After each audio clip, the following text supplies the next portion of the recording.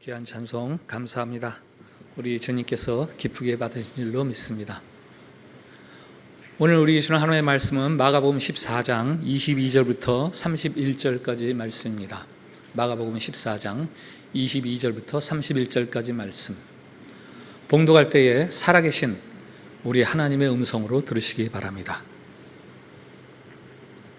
그들이 먹을 때에 예수께서 떡을 가지사 축복하시고 떼어 제자들에게 주시며 이르시되 받으라 이것은 내 몸이니라 하시고 또 잔을 가지사 감사하기도 하시고 그들에게 주시니 다 이를 마시매 이르시되 이것은 많은 사람을 위하여 흘리는 나의 피 곧 언약의 피니라. 진실로 너에게 이르노니 내가 포도나무에서 난 것을 하나님 나라에서 새 것으로 마시는 날까지 다시 마시지 아니하리라 하시니라. 이에 그들이 찬미하고 감람산으로 가니라. 예수께서 제자들에게 이르시되 너희가 다 나를 버리리라. 이는 기록된 바 내가 목자를 치리니 양들이 흩어지리라 하였음이니라. 그러나 내가 살아난 후에 너희보다 먼저 갈릴리로 가리라. 베드로가 여짜오되 다 버릴지라도 나는 그리하지 않겠나이다. 예수께서 이르시되 내가 진실로 내게 이르노니 오늘 이 밤 닭이 2번 울기 전에 내가 3번 나를 부인하리라. 베드로가 힘있게 말하되 내가 주와 함께 죽을지언정 주를 부인하지 않겠나이다 하고 모든 제자도 이와 같이 말하니라. 아멘. 샬롬. 샬롬. 예, 우리 밝은 얼굴로 옆에 분들 축복하십시오. 하나님께서 우리를 사랑하십니다.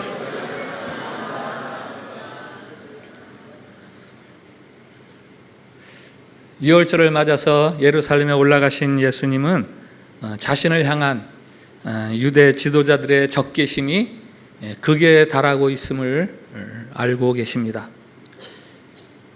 예수님이 펼쳐 보이시는 새로운 하나님의 나라, 새로운 하나님의 통치, 그로 인해서 회개하고 돌이키는 것이 아니라 오히려 그 예수님을 죽이려고 한다는 것을 예감하시죠.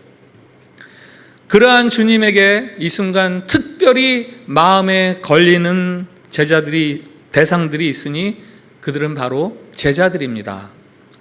3년 전에 공생애를 시작하면서부터 주님은 제자들을 모으셨습니다. 주님께서 제자들을 모으신 여러 가지 이유가 있었겠습니다마는 그 중에 하나는 자신이 죽고 난 후에 하나님의 나라를 계속해서 확장하는 역할을 하는 사람들을 필요로 했기 때문입니다. 그런데 죽음이 눈앞에 닥쳐있는 지금 그 제자들의 모습이 어떠한가? 한마디로 낙제점이죠. 마음에 차질 않습니다. 그래서 그들을 위해서 특별히 유월절 만찬을 준비하십니다. 이 만찬은 우리 주님이 지상에서 마지막 저녁 식사입니다. 그리고 이 만찬은 주님을 따르는 사람은 누구라도 함께하는 첫 번째 성찬식이 됩니다. 주님을 중심으로 해서 그 주변에 식탁에 앉아있는 12제자를 한번 상상해 보십시오. 예수님의 오른편에는 사도 요한, 왼편에는 가룟 유다가 앉아 있습니다. 이 두 자리는 식탁의 주인공의 친밀한 벗에게 주는 자리라고 알려진 자리입니다. 가룟 유다는 만일 그가 예수님을 배반하지 않았다면 예수님에게 가장 가까운 친구로 남을 수 있는 사람이었어요. 예수님은 그에게 돈주머니를 관리하도록 회계 역할을 맡기셨습니다. 그만큼 그를 신뢰하신 거죠. 그런데 유다는 지금 어떤 생각을 하고 있습니까? 어떻게 하면 이 사람을 넘겨줄까를 궁리하고 있습니다. 그 당시 노예의 평균 몸값 정도 되는 은 30을 대가로 스승을 그 반대자들에게 넘겨줄 궁리를 하고 있습니다. 예수님이 그 사실을 아시죠. 18절에 너희 중에 한 사람이 나를 팔리라 말씀하십니다. 그러면서도 이 만찬의 자리에서 유다를 제외시키지 않으세요. 오히려 유다를 가장 가까운 자리에 앉히시고 같은 그릇에 나란히 손을 넣으십니다. 다른 제자들은 어떻습니까? 27절에 다른 제자들에 대한 예수님의 말씀이 있죠. 너희들이 다 나를 버리리라. 이 식사 바로 직후에 하신 말씀이니까 예수님이 식사 중에도 내내 그 생각을 하고 계셨다고 볼 수 있습니다. 지난 3년 동안 그들은 고향과 직업을 버리고 예수님을 쫓아다녔지만 예수님을 통해서 높은 자리 하나쯤 얻겠지 해서 따라다닌 사람들이지, 예수님과 함께 고난당하려고 그랬던 것은 결코 아니었어요. 그래서 예수님으로 인해서 위협을 받게 되면 그 자리에서 도망칠 사람들이었고 실제로 그들은 그랬습니다. 그러나 베드로가 말하죠. 다 버릴지라도 저는 그렇게 하지 않을 겁니다. 베드로는 언제나 12의 대표로 나선 사람입니다. 이 말은 베드로만의 이야기가 아니라 다른 모든 제자들을 대신하는 말이죠. 31절에 있습니다. 모든 제자도 이와 같이 말하니라. 다른 제자들도 베드로와 똑같이 말했다는 거죠. 나는 선생님의 참 제자입니다. 이 말 하기에 누구 하나라도 빠지려고 하지 않았다는 거예요. 그 같은 제자들을 향한 우리 예수님의 마음은 어떠했겠습니까? 혹시 여러분들을 크게 실망시키는, 여러분에게 배신감을 느끼게 하는 어떤 사람을 대해본 적이 있으십니까? 어떤 마음이셨어요? 어떻게 하셨습니까? 만일 오늘 여러분이 예수님의 이 자리에 앉아 있다면 이런 제자들과 마지막 시간을 어떻게 보내시겠습니까? 예수님은 어떻게 하셨는지 보세요. 22절을 우리 한번 같이 읽겠습니다. 시작. 그들이 먹을 때에 예수께서 떡을 가지사 축복하시고 떼어 제자들에게 주시며 이르시되 받으라, 이것은 내 몸이니라 하시고, 예수님께서 떡을 떼어서 나누어 주십니다. 미운 아이 떡 하나 더 준다라는 속담, 그것과는 다른 의미의 행동이죠. 참으로 부족하고 모자라고 배신감 느끼게 하는 제자들이지만 그들에게 친히 두 손으로 떡을 떼어서 떡을 나누어 주십니다. 그리고 말씀하세요. 이것은 너희를 위한 내 몸이다. 이런 의미죠. 너희들이 참 부족해서 너무 아쉽고 답답하도다. 그래도 나는 너희를 위해서 내 몸을 내어준다. 23절, 24절에서는 포도주를 나누시면서 하시는 말씀이 들어있습니다. 한번 같이 읽어보겠습니다. 23절, 24절 시작. 또 잔을 가지사 감사하기도 하시고 그들에게 주시니 다 이를 마시매 이르시되 이것은 많은 사람을 위하여 흘리는 나의 피 곧 언약의 피니라. 아멘. 나를 배반하고 나를 버리고 도망칠 너희들, 그래도 나는 너희를 포기하지 않고 내가 너희들에게 새로운 생명을 위해서 나를 주노라. 오늘 우리가 성찬식을 나눌 때 꼭 알아야 하는 것이 있습니다. 부족한 제자들을 향해서 두 팔을 벌리고 들려주시는 우리 주님의 그 마음속 이야기, 바로 그 이야기, 그 마음을 알면서 이 성찬식에 참여해야 합니다. 첫 번째 성찬에 참여했던 제자들은 그러한 예수님을 조금도 알지 못한 채 성찬을 나누었어요. 그러나 주님의 그 말씀이 무슨 말씀인지 확연하게 계시된, 확연하게 드러난 지금 우리는 우리 앞에 빵과 포도주를 나누시는 예수님의 그 마음이 무엇인지 그것을 알면서 이 성찬을 나누어야 합니다. 예수님은 제자들을 아신 것처럼 우리 또한 잘 알고 계십니다. 우리가 기쁨과 감사함으로 아멘 하면서 이 성찬을 나누지만 주님 보시기에 우리가 얼마나 부족하고 얼마나 허물이 많은지, 베드로처럼, 제자들처럼 아닙니다. 나는 절대 아닙니다. 나는 주님의 참 제자입니다. 나는 배반하지 않을 거예요. 라고 말하면서도 여전히 도망치고 있는 우리들. 주님 사랑합니다. 주님 찬양합니다. 수도 없이 찬송을 부르고 고백을 드렸지만 사실은 우리의 필요를 채우시는 주님이시기에 그랬지, 정작 주님을 위해서 내가 헌신하고 희생해야 하는 자리라면 그것 때문에 감사하고 그것 때문에 기뻐하지 못했습니다. 제가 존경하는 한 목사님 이야기가 있어요. 그날따라 새벽부터 뭔 일정이 그렇게 바쁘고 분주한지 하루 일정을 다 마치고 집에 귀가하는데 밤 9시가 넘었더래요. 근데 그날 저녁도 못 먹었대요. 운전을 하고 집에 오는데 은근히 짜증이 나더래요. 아니, 사람을 부려먹으려면 밥이라도 주시면서 부려먹으셔야지. 근로자들은 뭐 하루에 8시간 일한다 그러는데 나는 오늘 지금 15시간, 16시간 이 저녁도 못 먹고, 이게 지금 주님 이렇게 사람을 푸대접하실 수 있으신 거예요?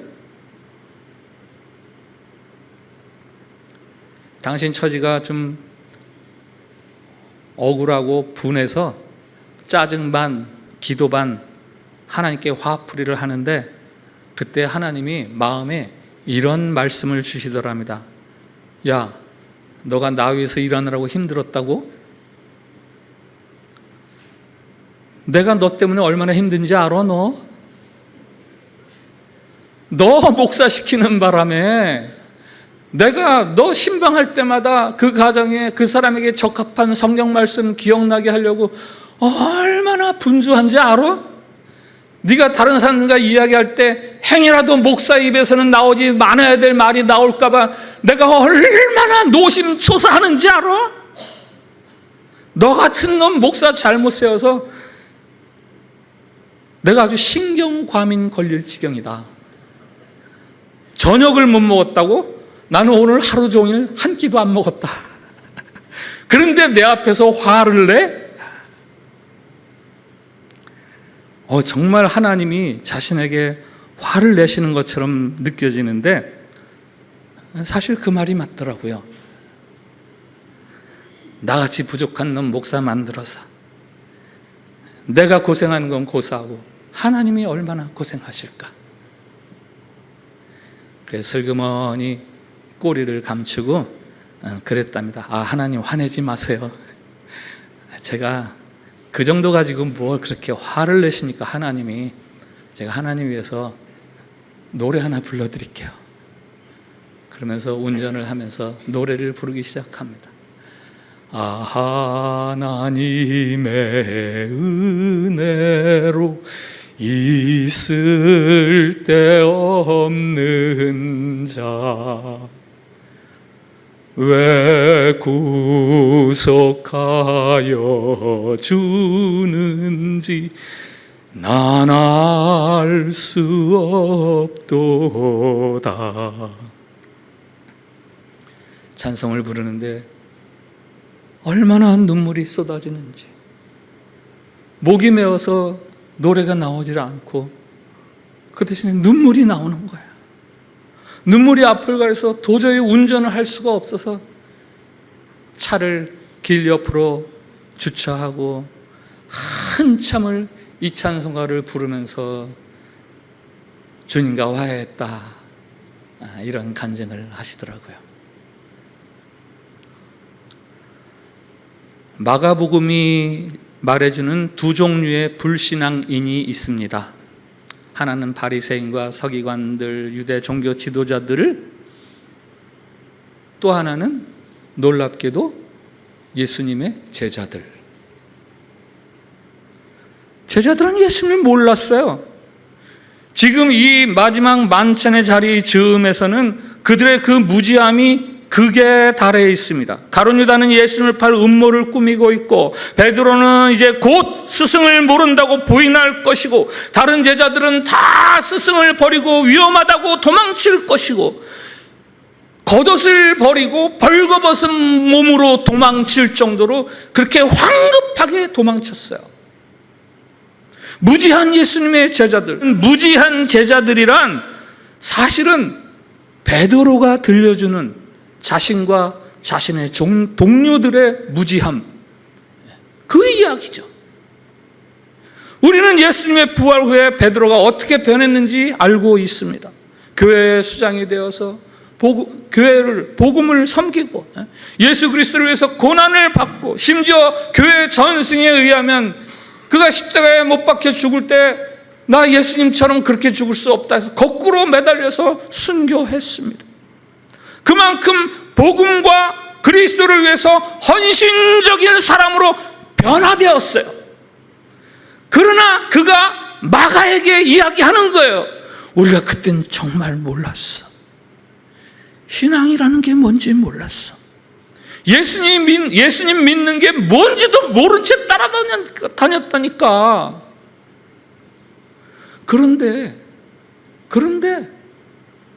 그때도 우리 예수님은 우리를 위해서 자신을 내어주시기까지 하시는 거야. 바로 그 사랑 때문에 지금 내가 조금이라도 그분과 같은 삶을 살려고 이렇게 살아가고 있는 거야. 예수님 생애처럼 붙들림 받고 쪼개지고 나누어져서 다른 사람을 위해서 주어지는 삶, 이 삶이 얼마나 기쁘고 감사한지, 이렇게 살 수 있다는 게 너무 감사하고, 이건 참으로 신비로운 일이야.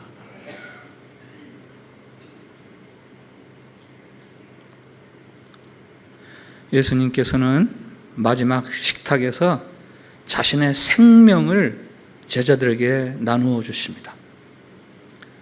아직은 무지한 제자들, 그러나 주님은 그들을 향해서 갖고 계신 비전이 있었어요. 그것은 그들과 나눌 새로운 만찬입니다. 25절에 그 비전을 제자들에게 말씀하시잖아요. 진실로 너에게 이르노니 내가 포도나무에서 난 것을 하나님 나라에서 새 것으로 마시는 날까지 다시 마시지 아니하리라. 하나님 나라에서 새 것으로 마시는 그날, 예수님은 제자들과 함께 나눌 새로운 식탁을 꿈꾸고 계십니다. 지금은 이들이 무지하지만 이 유월절 식사를 통해서 새롭게 변화될 이들, 예수님이 그러셨듯 붙들리고 쪼개지고 나누어지는 그 삶을 감사하고 찬미하며 살아갈 수 있는 그들의 변화된 모습, 그것을 꿈꾸면서, 그래서 그들과 함께 찬미를 부르면서 감람산으로 나아가시는 거예요. 오늘 우리가 성찬식을 함께 나눕니다. 성찬식은 예수님이 저와 여러분을 위해서 부서지시는 자리예요. 그리고 저와 여러분을 그 부서지는 자리로 초청하시는 자리입니다. 유월절 만찬의 자리에서 부족한 제자들을 향해 그러셨던 것처럼 오늘 저와 여러분을 향해서도 동일하게 영광스럽고 위대하게 하시려는 그 꿈과 비전을 가지시고 우리를 성찬의 자리로 초대하시는 거죠. 우리는 주님을 믿는다, 그 사랑을 믿는다 하면서도 여전히 주님이 덜 만족스럽고 아쉽고, 내 처지를 몰라주시는 것 같아 답답하고 섭섭하고, 그래도 내가 최선을 다해서 누구보다 더 잘 하나님과 교회를 섬기겠다고 하는데 왜 하나님은 나를 이렇게 대접하시는가? 사실 우리는 무지했던 제자들과 별로 다를 바가 없어요. 고약한 냄새가 납니다. 더럽습니다. 회개할 줄 모르고 고집스럽고 그래서 변화될 줄 모르고 옹졸하고 완고하고 인색하고 주저하고 실수투성이고 서툴고 음흉합니다. 이기적이고 독선적이고 그러면서도 얼마나 변덕스러운지, 나 잘난 줄 알고 사랑을 말하지만 사랑할 줄은 정작 알지 못하고 무지하고 무모하고 미련하고 술 취해 있기를 좋아하고 거짓말쟁이고 변명하고 핑계하고 탐욕스럽고 음란하고 방탕하고 무절제하고 쉽게 화를 내고 남을 비방하고 헛된 소문을 좋아하고 남이 안 되면 입으로는 어쩌냐 하면서도 마음 한편으로는 고소해하고 남이 잘 되면 입으로는 축하해 하면서 마음 한편에서는 시기하고 질투하고 협력하기보다는 경쟁하고 화평하기보다는 쟁투하고 마지막 만찬의 자리에 앉아있는 제자들처럼 우리는 주님께서 보시기에 실망하기에 충분한 사람들입니다. 그런데 우리 주님이 그런 우리 앞에서 두 손으로 빵을 쪼개어 주시면서 말씀하십니다. 너희가 이걸 받아 먹어라. 이건 너희를 위해 주는 내 몸이다. 그런데 우리 주님이 그런 우리 앞에서 두 손으로 포도를 짓이겨 짜내 만든 음료를 나누어 주시면서 말씀하십니다. 이걸 받아 마셔라. 너희를 위해 주는 내 새 언약의 피다.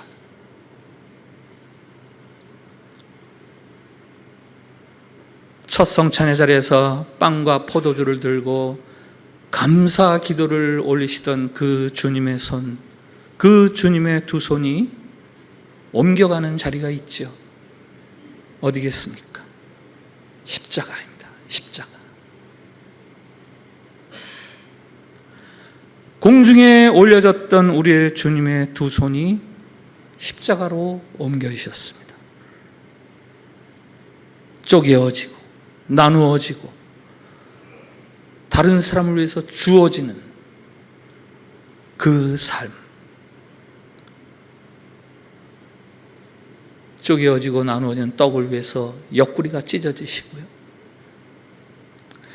부으시는 그 포도주가 되기 위해서 친히 보배로운 피를 흘리십니다.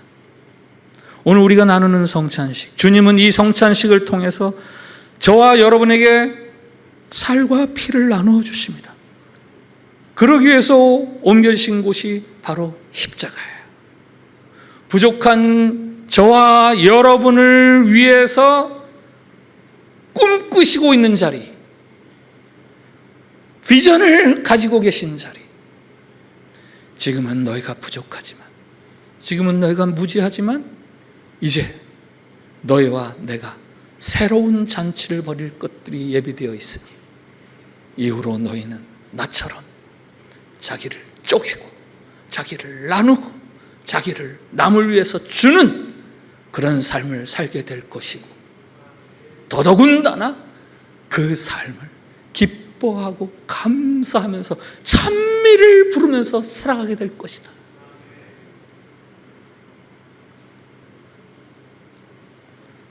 성찬식은 바로 십자가요. 그것은 바로 예수님의 사랑과 초청의 자리인 거죠. 그러므로 오늘 성찬식에 참여하는 저와 여러분이 결단할 일이 있습니다.